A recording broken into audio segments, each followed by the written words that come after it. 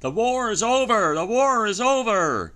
Stop firing at each other! The war is over! Go home! Go home! You're free to go home!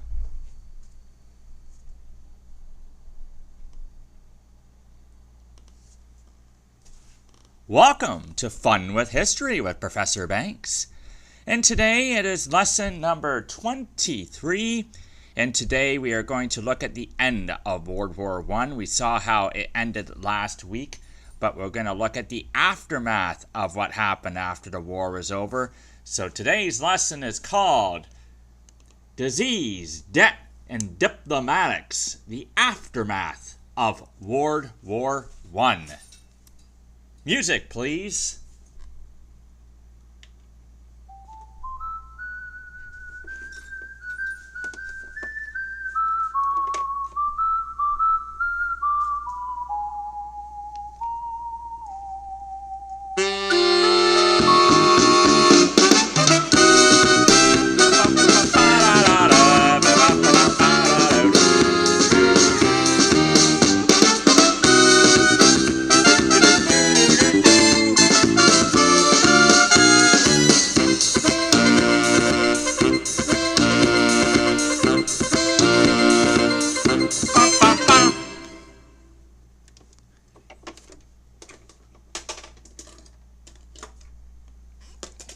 Welcome to Fun with History with Professor Banks.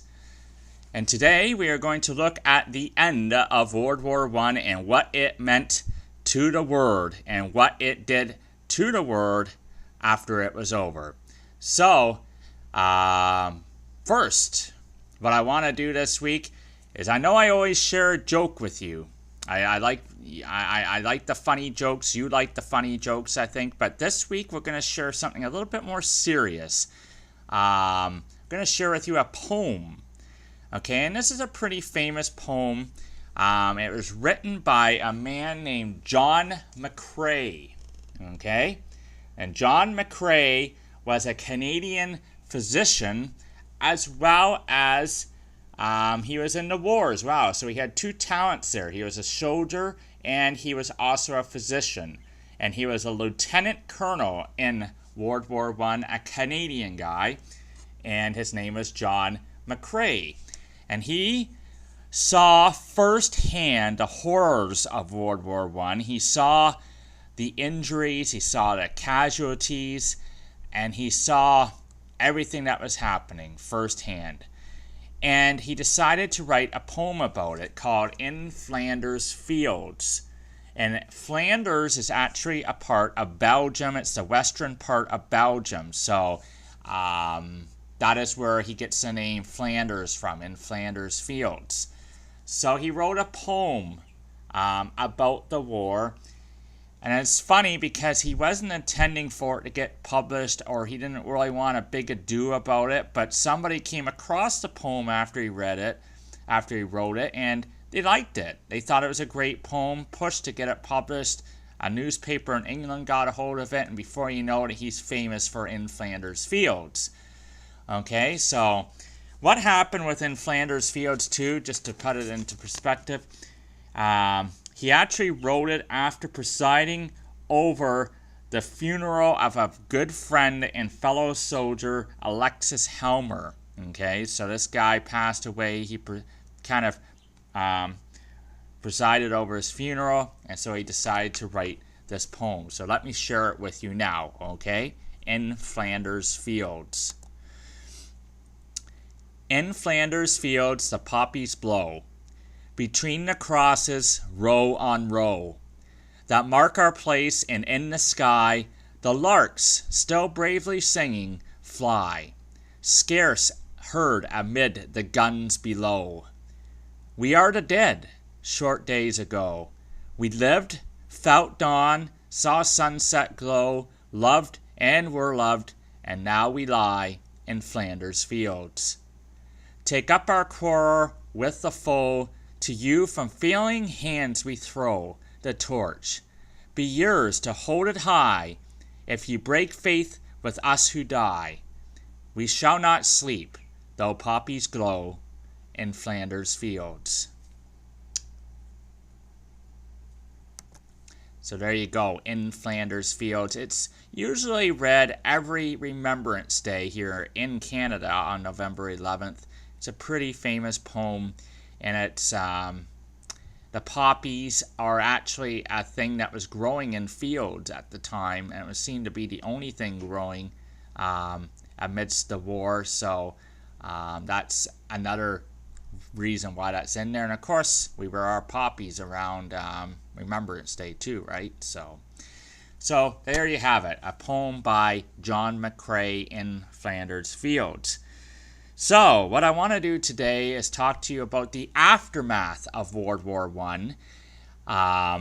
And it was a pretty big aftermath, lots of things, and I pretty much hit it right on the nail in my title, Disease, Debt, and Diplomatics, because that's really what it came down to. So I'm going to give it to you in a very brief summary, and I'm hoping that this lesson is going to be a good bit on the short side after the last couple weeks, so we can sum this up and move on to our next topic next week. Okay, so the aftermath of World War I, let me go over that with you right now. So let's get into the disease part, shall we? Okay, so what happened in 1918 at the conclusion of the war is we had a huge epidemic in 1918. It was called the flu epidemic of 1918.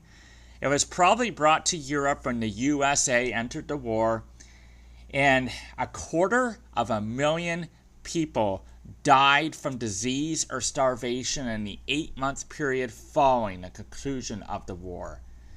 So this wasn't just your regular everyday flu. This wasn't just like, oh, I feel horrible. Every muscle in my body's aching. I need to lay down. This was deadly. And 250,000 people died as a result of this from either the disease or starvation. 250,000 people. Okay, and that may seem like a big number, but let's go on to our next number. Even bigger. Overall, in the war, more than 16 million people lost their lives in the 4 years. 16 million people. That's a lot of people, folks. More than 16 million people lost their lives overall in the war. And those who didn't lose their lives, especially the soldiers that fought in the war, came back, and a lot of them had to deal with shell shock. So shell shock is basically what you would call today, what would be known today as post-traumatic stress disorder. So all these soldiers came home dealing with that, because all these, obviously, very dramatic, right? All you saw in 4 years was fellow soldiers getting hit, either getting injured or getting killed. All you heard for 4 years was guns going off, bombs dropping, bombs being thrown. So that would really affect you as a person. I don't care how tough you are, but shell shock was a huge thing for some of these soldiers that survived the war coming home after it.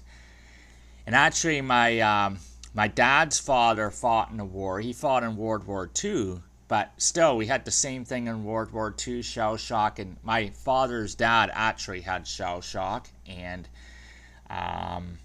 he was ended up being in the hospital for quite a few years, and he was pretty bad. A lot of times didn't even recognize people that came up and visited him, so pretty major thing, shell shock.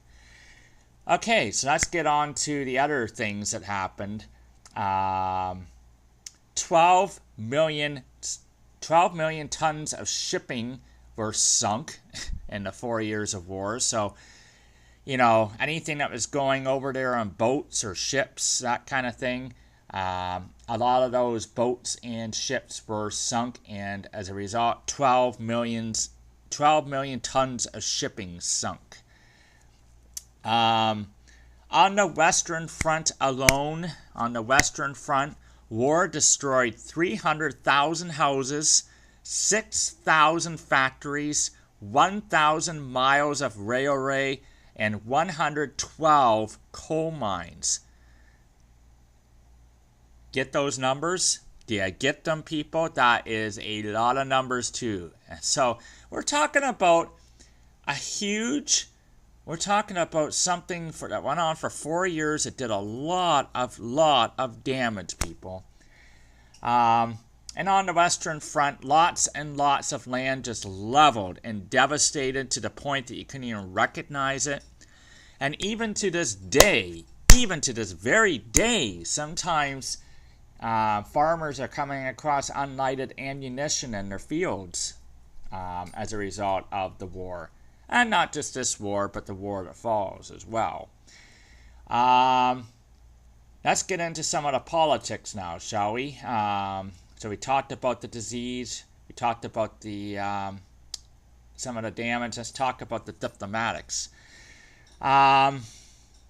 First of all, the Allies continued to keep a close eye on Germany from the next 5 years. So 1914 to 1919, there was a naval blockade of Germany by the Allies. So they blocked the naval passage of Germany, therefore stopping raw materials and foodstuffs reaching the Central Powers. And so because of this, 763,000 German civilians were affected by this blockade. So things weren't getting into Germany, products, supplies, food, and it really had a huge impact on the civilians living there. Just innocent people living in Germany that were affected by that. Okay, let's get into some of the diplomatics, shall we? Economic repercussions first. So we're talking about debt now. We're talking about debt, people. Britain went from being one of the world's biggest investor to a huge debtor. There was hyperinflation, and we had in 1929, so this was a good, 11 years after the war ended, and and this came because of the war. It came because of the great debt of the war, the naval blockade as a part of that. Great Depression hit in 1929, and what happened in the Great Depression was essentially in 1929 you had something called Black Tuesday. So this was October 29th, 1929. So there were stock markets at this point all over the world, and on October 29th the stock markets just crashed, and what ended up happening was it affected everybody. The economy affected Europe, it affected the USA. There was a fall in stock prices, fall in international trade, huge unemployment. And because no more American money was going to Europe, because American money had been going to Europe, Europe then sunk lower. So Europe wasn't doing very good after the war, and then after the stock markets crashed and the Great Depression, there was no more money going to Europe. Europe sunk lower. Europe was not in a good position for quite a number of years after the war. Really not in a good position. So, there you have your debt. So you have disease, folks. You have debt. And I've gone into the diplomatics a little bit. Let me continue to go into that further. So let me see where I was. Okay, so we talked about last week a revolution in Russia. Russia actually had two revolutions. One that stopped the war, and they had one a little bit later. But the big revolution in Russia was the ushering in of one kind of government, ushering out of one kind of government, and the ushering in of another kind of government, and that was the communist government that was led by Lenin. Okay, so communism is born in Russia, and it becomes a huge deal later on, as we will see. So it was Lenin that brought that to Russia, and it's going to have a huge impact on years to come. Okay, and so that happened. Germany, as a result of the war and as a result of everything that was, all the losses they took as a result of the war, Germany now was no longer a country.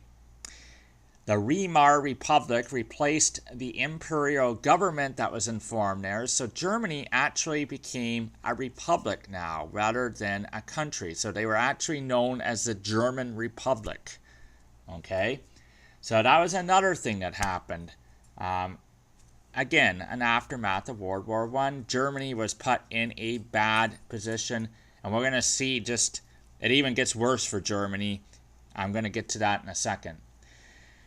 Women were now a prominent part of the workforce labor war, though, as an aftermath of World War I. And that's probably a very good thing. Women a part of the labor force. Because now women can contribute to society, and it was because of the roles they played in World War I. A lot of women acted as mail people, or basically getting mail from one area to another in the war. A lot of women were actually in the war as part of nurses. They were attending to casualties that were suffered in the war as well. So women became a prominent part of the workforce. Yeah, that's a good thing. That is a good thing, folks. Not much good came out of the war, but that was a good thing. Okay, the last thing I want to talk to you about before I get to another important thing is the world map was redrawn, okay? So, the map of Europe totally changed after World War I, and there are a lot of new countries born and a lot of countries that were no longer anymore. So I got a map here, and I hope this map shows up well. Usually I have issues with maps, but I got a map here, Europe, after World War I, okay? And I'm going to show you some of this. So just bear with me for a second, folks. Okay, so here's a map. Oh yes, that shows up very well. Okay, so there's a lot of new countries that were drawn on the world map as a result of World War I. Okay, so there, I'm sure you can see Germany there, France, Spain, Switzerland, Italy. You can see all that, right? I'm sure you can. Yeah, as you can see there, Germany is no longer called Germany after World War I. It's called the German Republic. Okay? So let me go over. So we got that, number one. Number two, down here, we have a new empire. Okay? Can you see that down there? The Turkey Empire. Okay? So that used to be the Ottoman Empire in World War I, and it turned into Turkey, and it was still an empire. Turkey Empire, okay? Now let me go over some of these other new places for you, okay? And I got them on the map here, okay? I hope you can see it. Okay, so Austria. Can you see Austria, people? Austria is right there beside Germany. Hungary was another new country, and of course they used to be Austria-Hungary. They used to be one country, right? Now they're separated. They have their own independence, both countries, Austria and Hungary. Czechoslovakia, right there beside Germany, is a new country. You have Yugoslavia down here, Yugoslavia, okay, right under Austria. You have Estonia, which is up here by, where is Estonia? Up here, on the other side. Okay, Estonia, there you go. It's under Finland, which is also a new country. Lithuania is over there, they're a new country. Latvia is also a new independent country. And did I mention Poland? There you can see Poland right there between Germany and Russia. Let's continue on. Romania, also a new country with its independence. I think that's everything. and Albania. Albania is a really tiny one. Right over here. Okay, it's right under Yugoslavia, Albania. So there you can see, that is a huge aftermath too.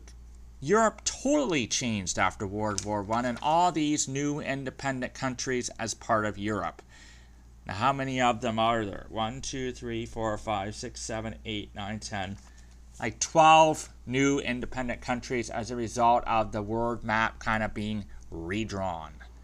So that's another huge thing after World War I, this new Europe, so to speak. Now, what else was I going to say? There was something else I was going to say, people, and I can't remember what it was. But anyway, all these new countries.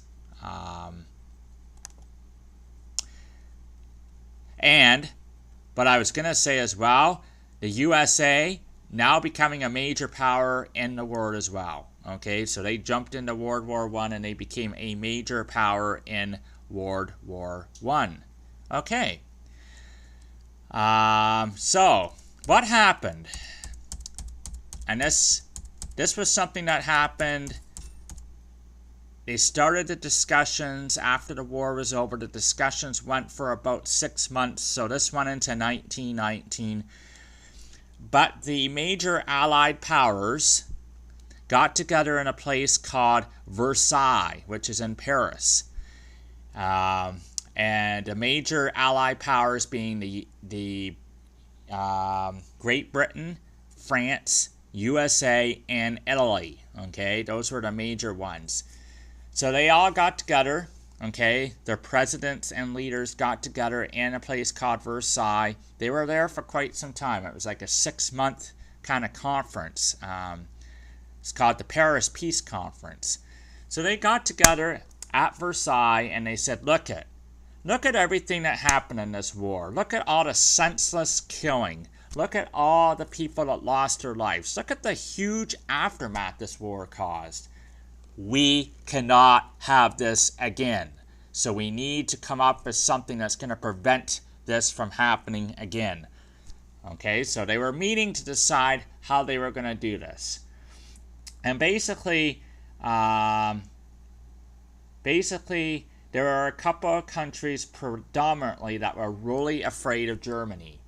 And unfortunately, this is what happened. They were afraid of Germany, and they decided that Germany should be really, really punished. Even though it wasn't totally Germany that caused World War I, it was a collective effort.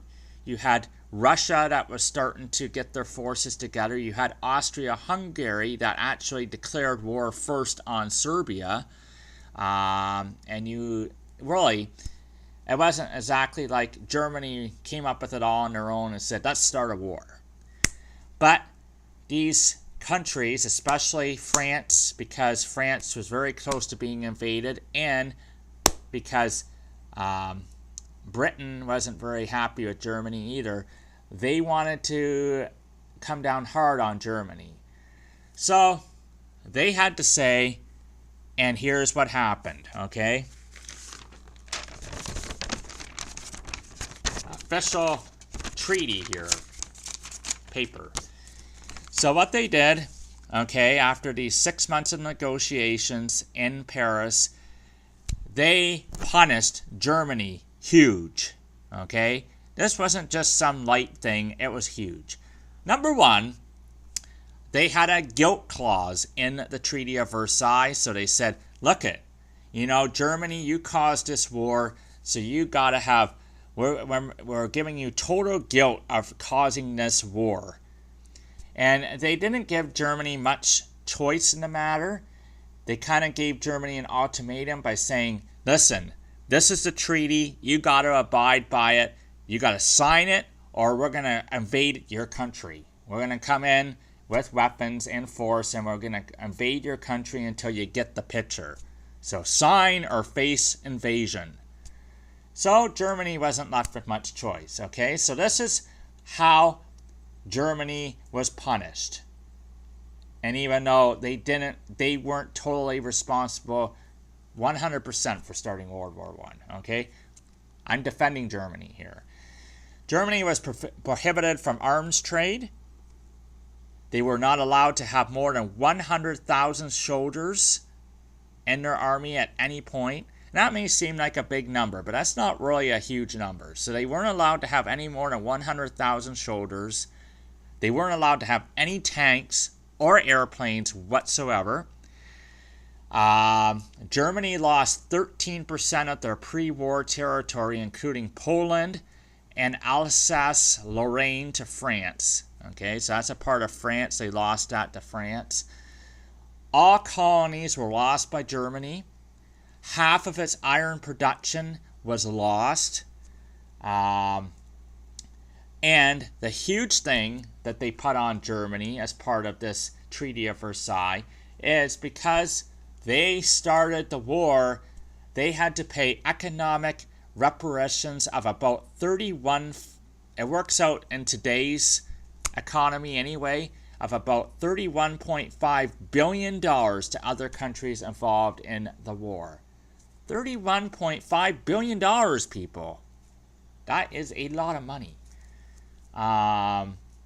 So Germany had their army scaled back tremendously. They weren't allowed to have arms, tanks, or airplanes. They had to pay all this money back to the other countries involved in the war. They lost their pre-war territory. 25,000 square miles of territory and 7